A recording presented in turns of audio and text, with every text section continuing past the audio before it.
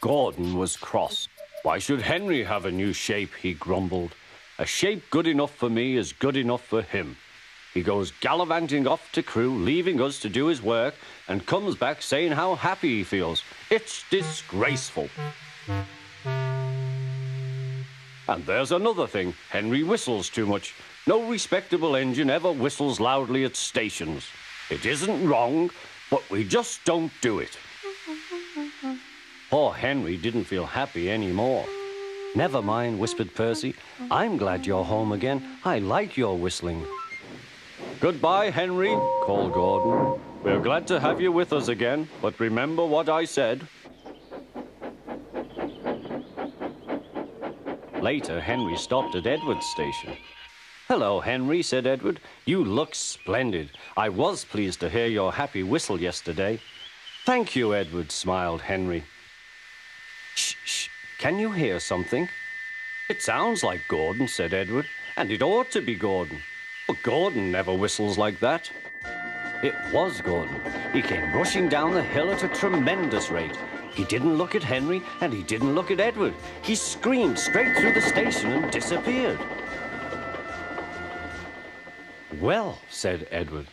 It isn't wrong, chuckled Henry, but we just don't do it. And he told Edward what Gordon had said.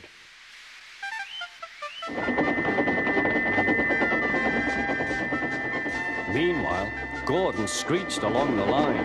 The noise was awful.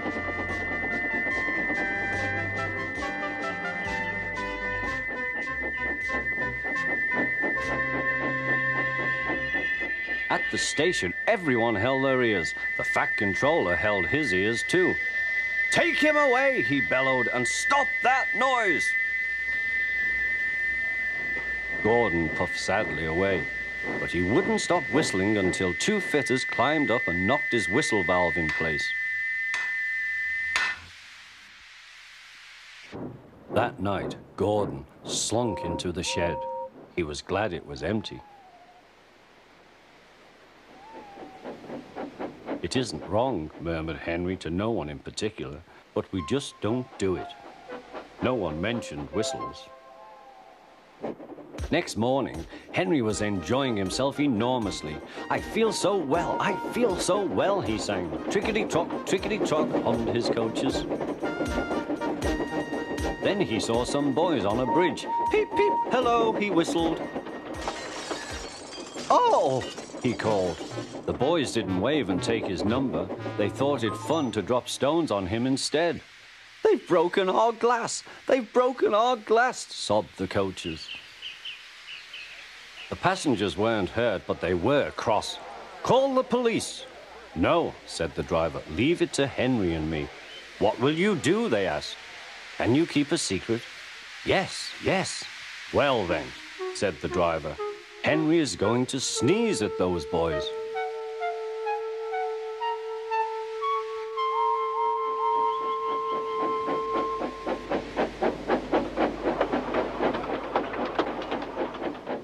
Lots of people were waiting at the station just before the bridge.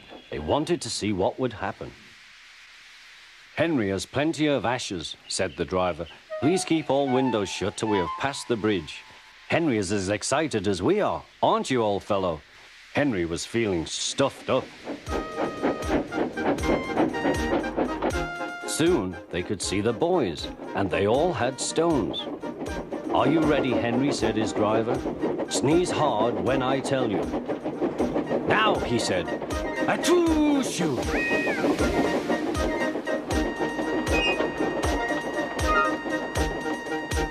Well done, Henry, laughed his driver.